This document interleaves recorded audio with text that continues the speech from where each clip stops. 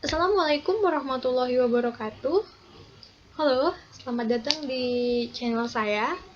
Saya Feby Wulandari Sembiring dengan NIM 19220161 dari kelas SI 3A STMIK Royal Kisaran jurusan Sistem Informasi. Video kali ini saya akan menjelaskan tentang project yang sudah saya buat untuk kuis kemarin. Jadi video ini saya akan menjelaskan bagaimana saya mengcoding web saya, properti-properti apa saja yang saya gunakan, mengapa saya menggunakan properti tersebut, dan pokoknya di video ini saya akan menjelaskan tentang bagaimana saya membuat projectnya. Nah, sebelum kita menuju ke codingan, kita lihat terlebih dahulu tampilan dari project quiz yang kemarin saya buat. Nah, jadi ini merupakan tampilannya. Saya membuat desain web dari sebuah toko buku. Ini merupakan tampilannya.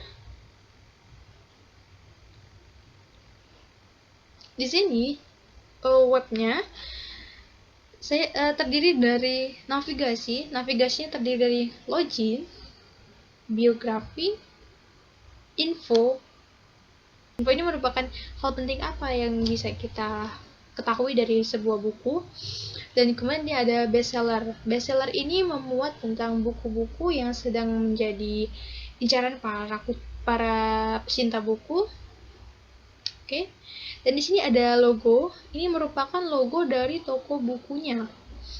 Di sini kemudian juga di sini ada form login.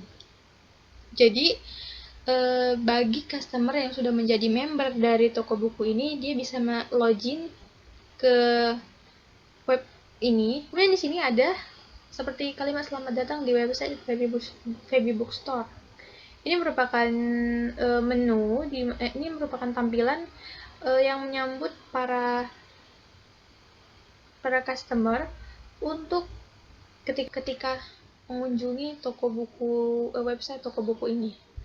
Kemudian di sini ada info. Infonya ini saya buat manfaat dari membaca. Kan itu manfaat dari membaca ini kan sebuah informasi ya, jadi perlu diberitahukan. Apa sih manfaat membaca? Nih, jadi kita bisa lihat nih. Saya pakai hover yang seperti ini. Kemudian ada dua gambar di kanan kirinya. Ini gambar ini merupakan pendukung agar tampilan dari manfaat membaca ini lebih menarik gitu. Nah, ketika kita membaca, kita memiliki banyak ilmu, dan di sini ada seperti codingan gitu ya. Ya, itulah. Kemudian, dan inilah tiga ini merupakan info. Kemudian di sini ada 3 kotak lagi, tapi dia lebih kecil. Di sini saya mengisinya dengan bestseller. Buku-buku apa saja sih ya? Buku-buku apa saja sih yang menjadi bestseller di toko buku ini, di website toko buku ini? Jadi di sini ada Bumi dan Manusia karangan Pramudia Anantatur. Kemudian di sini ada Garis Waktu karangan dari Fiersa Besari, dan di sini ada Mantap Jiwa karangan dari Jerome Polim. Jadi para customer yang login ke website ini melihat nggak perlu lagi sibuk-sibuk mencari judul bukunya, jadi dia sudah disuguhkan dengan buku-buku bestseller yang menjadi incaran customer. Tapi saya belum menghubungkan link ini kan sebenarnya link ya, tombol untuk beli. Saya belum menghubungkannya dengan website pembelian. Ya, tadi saya menghubungkannya ke error. Ibaratnya ketika kita membeli ada sesuatu yang error gitu. Kemudian kita kembali aja. Di sini, maaf agak sedikit lambat. Waduh, salah. Kemudian di sini ada website oleh. Jadi di sini ada biografi saya, ini ada foto saya, kemudian data-data saya. Ini mengapa saya membuat ini? Karena kembali lagi ini kan video ini merupakan tugas UTS dari mata kuliah desain web. Jadi project ini merupakan hak cipta saya, jadi saya melengkapi data saya di sini untuk menandakan bahwa ini memang hak cipta saya. Dan di sini ketika kita klik login, maka dia langsung tampil menu login. Kita klik biografi, dia akan langsung menuju ke biografi dari pembuat website.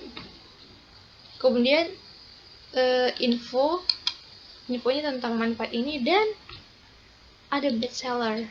Nah, kenapa harus dibuat begitu?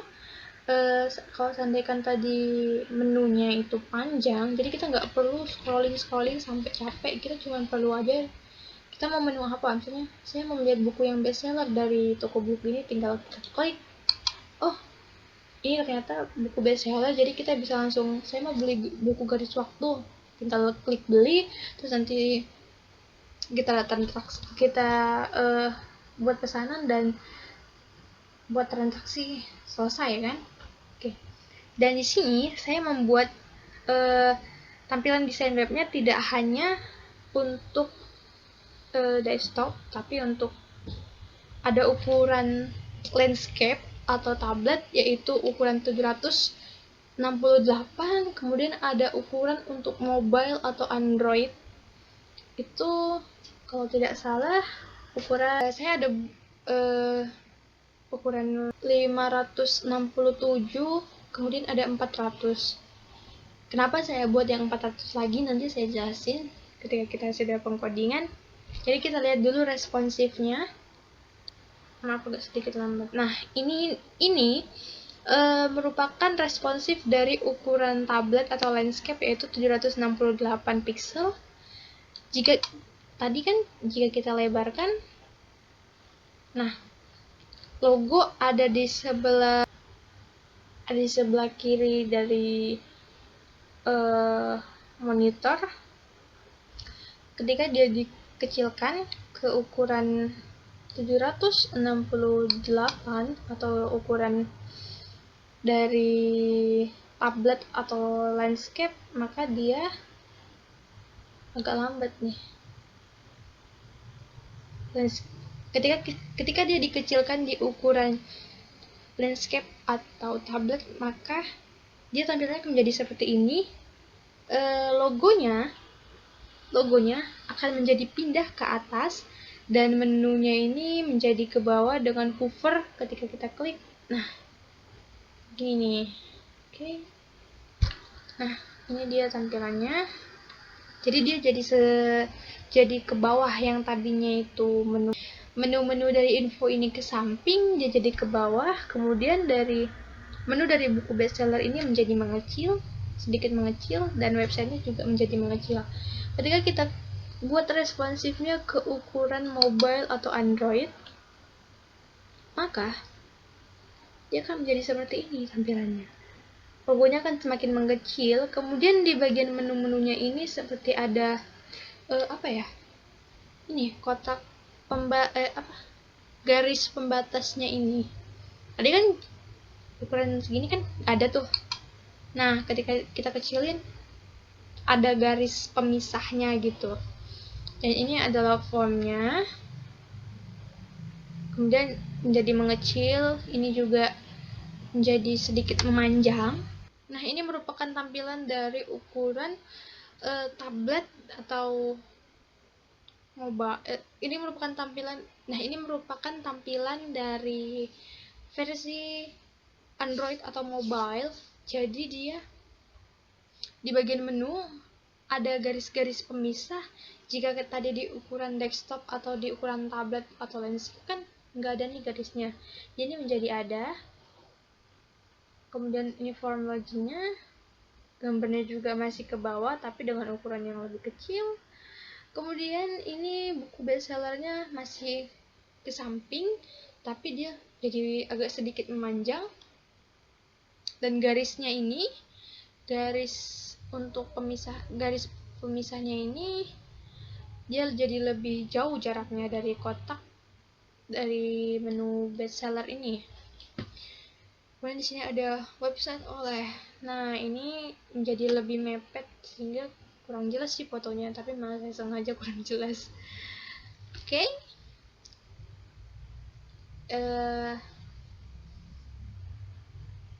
Kemudian sudah kita lihat tampilan dari websitenya dari ukuran desktop, kemudian dari ukuran tablet atau mobile, tablet atau landscape, kemudian ukuran Android dan mobile.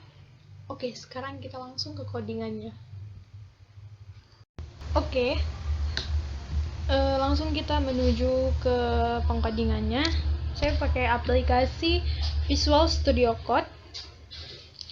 Pertama, menyiapkan folder yang akan kita gunakan untuk menyimpan file-file dari desainnya. Di sini saya sudah menyiapkan folder project UTS.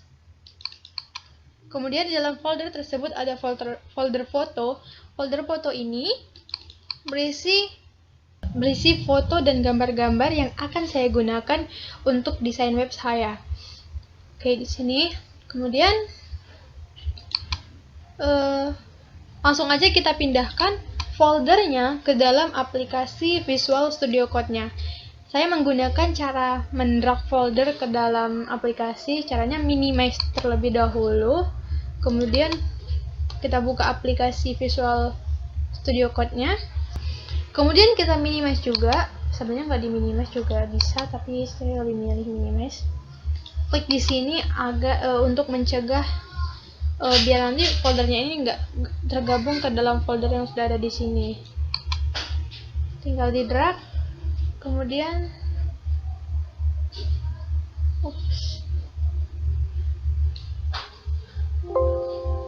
add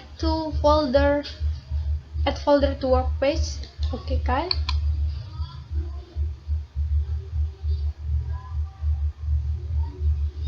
Nah, ini dia folder dari projectnya. Dan di dalam folder project UTS ini saya akan membuat dua file lagi, yaitu file HTML dan file CSS-nya. Caranya adalah dengan kita klik simbol new file ini, kemudian kita kasih nama. Saya mau buat namanya itu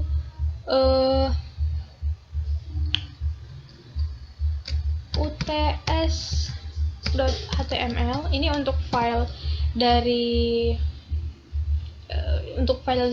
HTML-nya, dan saya akan buat lagi namanya ts.css. Oke. Nah, dia udah ada dua file ya. Di sini untuk HTML ini, sini sudah ada dua, yaitu uts.html dan uts.css. Jadi CSS ini untuk stylingnya nanti.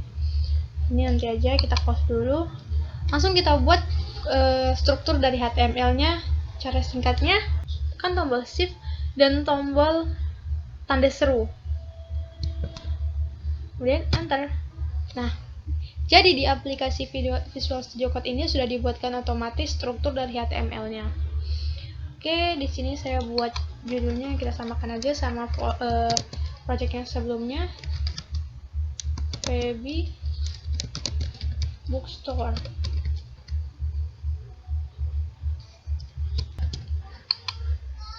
Nah, udah kita tuliskan title dari